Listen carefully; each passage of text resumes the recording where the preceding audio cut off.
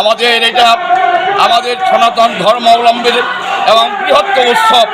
এই উৎসবে এই মূর্তি ভাঙ্গা আমাদের সনাতন ধর্ম অবলম্বীদের মনে এক গভীর দুঃখ দিয়েছে। এটা হৃদয়ে রক্তক্ষরণ শুনেছে, আমাদের ধর্মীয় অনুভূতিতে চরমভাবে আঘাত এনেছে। এটা যারা ভেঙেছে তাদেরকে ধরে এনে দৃষ্টান্তমূলক শাস্তি দাবি করছি এবং এটার নিন্দা জানাচ্ছি, প্রতিবাদ জানাচ্ছি। আমাদের ভাষা নেই, আমাদের এটা সারা বাঙালি জাতির উৎসব। এই উৎসব সারা বাংলাদেশে মেতে ওঠে দুর্গোৎসব, শারদীয় দুর্গোৎসব। এই উৎসবে এইভাবে যদি মূর্তি ভাঙা হয় আমরা কি করতে পারি?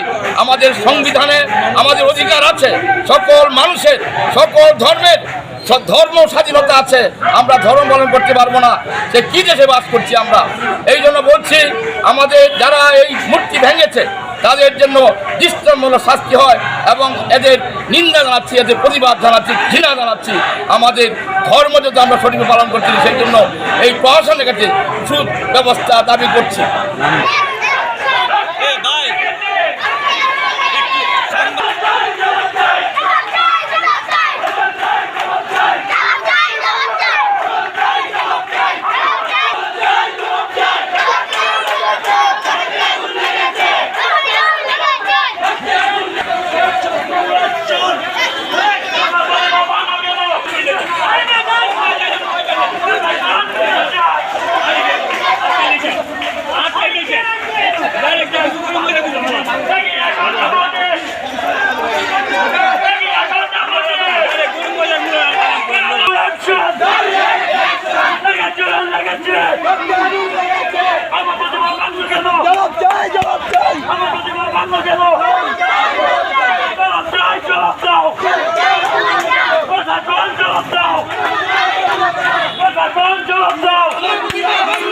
দুর্গাপতি মা বাংলো কেন?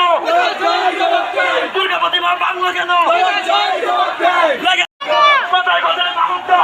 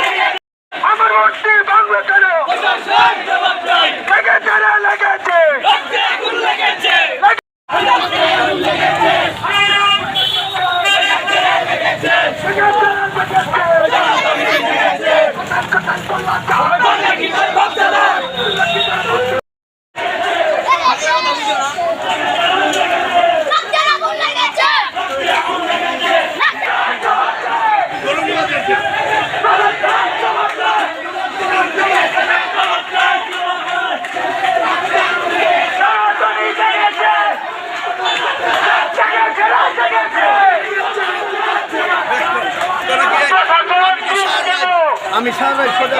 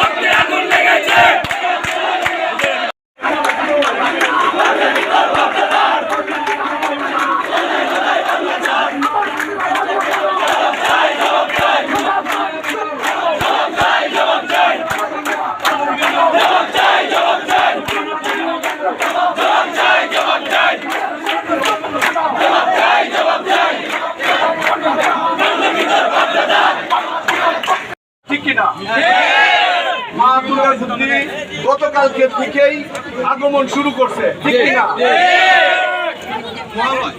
এই যে অনাকাঙ্ক্ষিত যে ঘটনা আমাদের মা দুর্গার যেভাবে ভাঙচুর করা হয়েছে, আমরা কি এটার বিচার চাই না? এখন আমার কথা হচ্ছে, এনে আমাদের সিনিয়র নেতৃবৃন্দকে 5-6 জন জেলা পুলিশ সুপার আছেন, ডিসি মহোদয় আছেন এবং সেনা যে অফিসার, কিশোরগঞ্জ জেলার যে মেইন সেনা অফিসার, ওনারাও বসে রয়েছেন। কিন্তু আমরা সবাইকে কথা বললে তো কথা কেউ শুনবে না, ঠিক কিনা? আশ্বাস না, আমরা বিচার চাই, আমরা আশ্বাস দিই না।